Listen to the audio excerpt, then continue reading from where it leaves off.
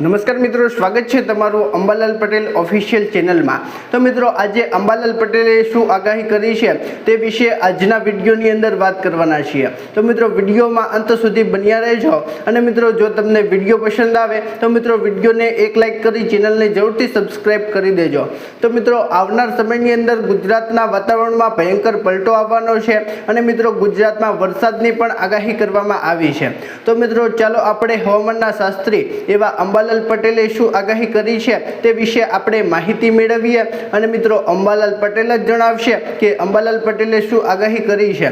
તો મિત્રો, ચાલો આગળનો વિડીયો અંત સુધી જોજો। અને મિત્રો, આગળનો વિડીયો હવે અંબાલાલ પટેલ તમને જણાવશે કે અંબાલાલ પટેલે શું આગાહી કરી છે અને આવનાર સમયની અંદર ગુજરાતનું વાતાવરણ કેવું રહેવાનું છે તે વિશે પણ માહિતી આપણા હવામાનના શાસ્ત્રી એવા અંબાલાલ પટેલ આપવાના છે। મિત્રો, આજે અને આવતીકાલે ગુજરાતમાં વરસાદની આગાહી છે તેવું પણ અંબાલાલ પટેલે જણાવ્યું છે।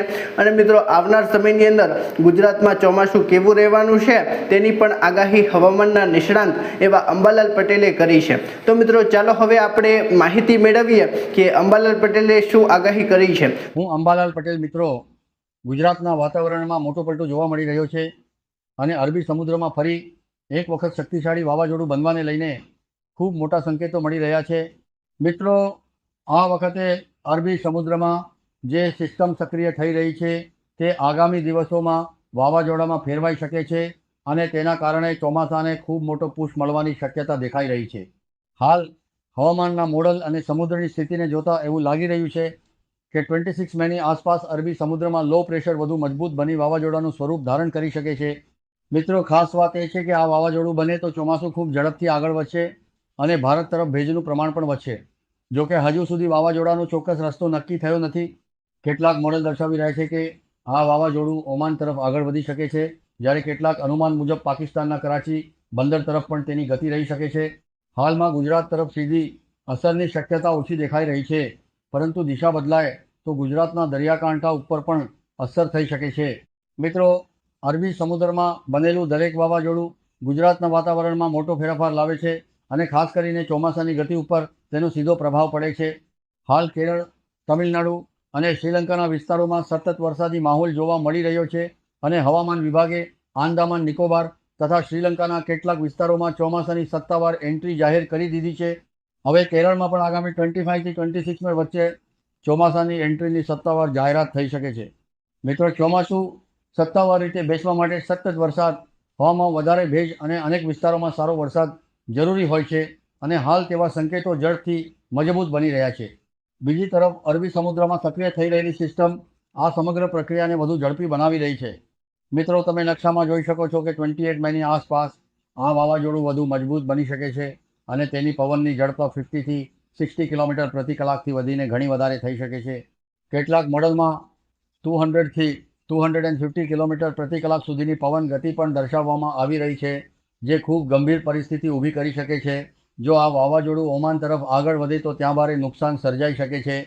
પરંતુ ગુજરાત માટે સૌથી મહત્ત્વની વાત એ છે કે વાવાઝોડું ચોમાસાને ખૂબ ઝડપથી આગળ ધપાવશે।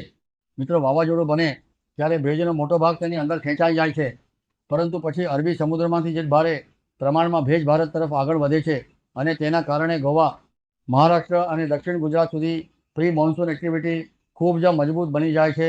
હાલના અનુમાન મુજબ મેના અંતિમ દિવસોથી લઈને જૂનની શરૂઆત સુધી મહારાષ્ટ્ર અને ગોવા સુધી ચોમાસું ઝડપથી આગળ વધી શકે છે।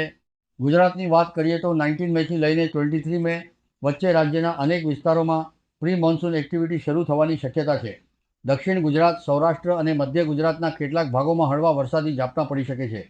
ત્યારબાદ જૂનની 1લી તારીખથી લઈને 7 જૂન વચ્ચે રાજ્યમાં હળવાથી મધ્યમ વરસાદી માહોલ વધુ સક્રિય બનશે। ખાસ કરીને અમરેલી, ભાવનગર, જૂનાગઢ અને દક્ષિણ ગુજરાતના વિસ્તારોમાં સારા વરસાદની શક્યતા વધી રહી છે। મિત્રો, સૌથી મોટી ખુશખબર ખેડૂતો માટે એ છે કે 7 જૂનથી લઈને 14 જૂન વચ્ચે વાવણીલાયક વરસાદ શરૂ થઈ શકે છે। જો હાલની સિસ્ટમો આ રીતે જ સક્રિય રહી તો ગુજરાતમાં આ વર્ષે ચોમાસું સમય કરતાં વહેલું બેસી શકે છે। હાલના અનુમાન મુજબ 10 જૂનથી 14 જૂન વચ્ચે દક્ષિણ ગુજરાતમાં સત્તાવાર ચોમાસાની એન્ટ્રી થઈ શકે છે। મિત્રો, હવે વાત કરીએ ખૂબ જ મહત્ત્વના રોણ નક્ષત્રની। ખેડૂતો માટે રોણ નક્ષત્ર ખૂબ મહત્ત્વ ધરાવે છે, કારણ કે આ સમયગાળા દરમિયાન પડતો વરસાદ આખા વર્ષના ચોમાસાની સ્થિતિ દર્શાવતો માનવામાં આવે છે. કહેવાય છે કે રોળ નક્ષત્રના 4 ભાગ હોય છે, જેમાં શરૂઆતના 3 ભાગમાં ભારે વરસાદ ન પડે તો સારું માનવામાં આવે છે, પરંતુ ચોથા ભાગમાં સારો વરસાદ થાય તો આખું વર્ષ સારું જાય છે.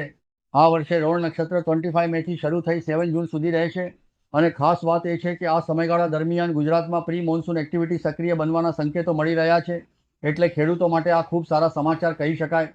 મિત્રો, હાલના તમામ હવામાન મોડલ અને સિસ્ટમો જોતાં એવું લાગી રહ્યું છે કે આ વર્ષે ચોમાસું માત્ર વહેલું જ નહીં પરંતુ લાંબુ અને સારું પણ રહી શકે છે.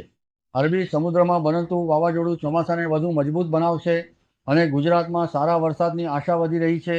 હવે જોવાનું એ રહેશે કે આ વાવાઝોડું આખરે કઈ દિશામાં આગળ વધે છે અને તેની અસર કેટલી ગંભીર બને છે. મિત્રો, તમે પણ કોમેન્ટ કરીને જણાવજો કે તમને શું લાગે છે, આ વાવાઝોડું ઓમાન તરફ જશે કે પછી દિશા બદલી ગુજરાત તરફ આવશે. વિડીયો પસંદ આવ્યો હોય તો લાઈક કરજો, ચેનલને સબસ્ક્રાઈબ કરજો અને આવા જ હવામાનના સચોટ અપડેટ માટે જોડાયેલા રહેજો. જય હિન્દ, જય ભારત.